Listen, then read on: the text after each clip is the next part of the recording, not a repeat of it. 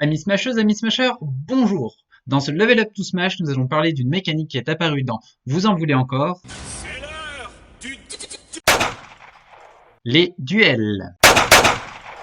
Si cette mécanique est la spécialité des cow-boys, les samouraïs possèdent deux cartes leur permettant de déclencher des duels, et deux bases de cette extension permettent à tous les joueurs de le faire.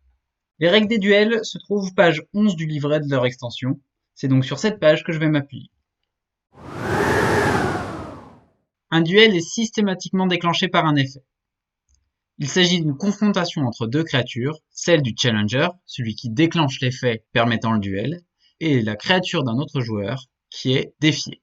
Lorsque le duel est initié, le challenger choisit deux créatures sur la même base, une qu'il contrôle et une sous le contrôle d'un autre joueur, pour réaliser le duel. L'effet qui déclenche le duel est toujours accompagné d'une récompense pour le vainqueur. Une fois les deux créatures participantes déterminées, chaque joueur, en commençant par le challenger, peut placer une carte de sa main face cachée. Attention, il ne s'agit pas d'une carte enterrée.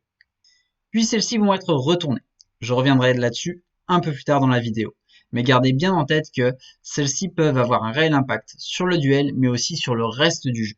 Une fois cette étape terminée, la force des créatures engagées va être comparée. La plus forte sera vainqueur et son contrôleur pourra bénéficier de la récompense. En cas d'égalité, les deux joueurs seront à la fois vainqueurs et perdants. Les deux pourront donc bénéficier de la récompense. Revenons à présent sur les cartes placées face cachée pendant un duel. Il peut s'agir de n'importe quel type de carte qui provient de votre main. Cette carte n'est ni en jeu, ni dans votre main, ni dans votre défausse, ni dans votre pioche. Lorsqu'elle est cachée lors d'un duel, elle est nulle part. Elle ne peut donc être affectée par aucune carte de qui que ce soit. Lorsque votre carte de duel est révélée, deux cas s'offrent à vous.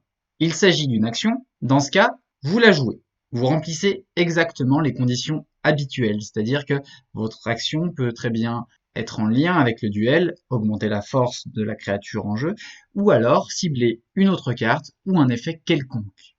Ayez bien conscience que lorsque vous déclenchez un duel, vous offrez à votre adversaire l'opportunité de jouer une carte en dehors de son tour.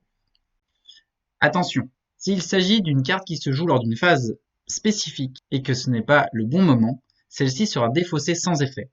Ne jouez donc pas un spécial après la conquête si vous n'êtes pas à ce stade-là du tour. Si vous aviez caché une créature, celle-ci va être renvoyée dans votre main sans autre effet. C'était pour bluffer. Si vous étiez le challenger, donc vous avez déclenché le duel, l'intérêt du bluff est soit de dissuader l'adversaire de jouer une action, ça vous permet d'en économiser une tout en reportant le duel, soit, à l'inverse, de le forcer à jouer une action qu'il aurait pu garder pour plus tard.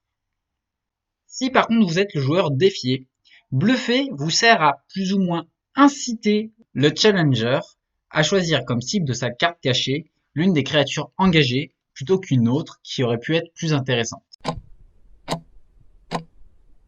Reprenons les étapes du duel. Un duel est déclenché, le challenger, celui qui a déclenché le duel, choisit une de ses créatures et la créature d'un autre joueur présente sur la même base. Le challenger peut cacher une carte de sa main. Le joueur défié peut cacher une carte de sa main. Le challenger révèle sa carte et applique l'effet. Le joueur défié révèle sa carte et applique l'effet. À ce stade, si les deux créatures sont toujours sur la même base, il peut s'agir d'une base différente de celle où le duel a été initié, comparer leurs forces, puis appliquer le résultat. Et voilà, j'espère que cette vidéo vous aura permis de complètement maîtriser l'art du duel. Allez faire régner sur n'importe quelle base votre loi. Si vous aimez ces vidéos, n'hésitez pas à mettre un petit pouce, à vous abonner à la chaîne du Travail Prêt Smashé, à partager le tout.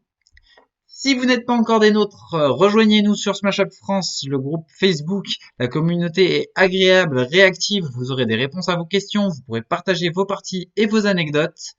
Rejoignez-nous aussi sur le Discord, surtout si vous avez un esprit de compétition, car on l'utilise énormément pour organiser des tournois que l'on met en place grâce à Tabletop Simulator.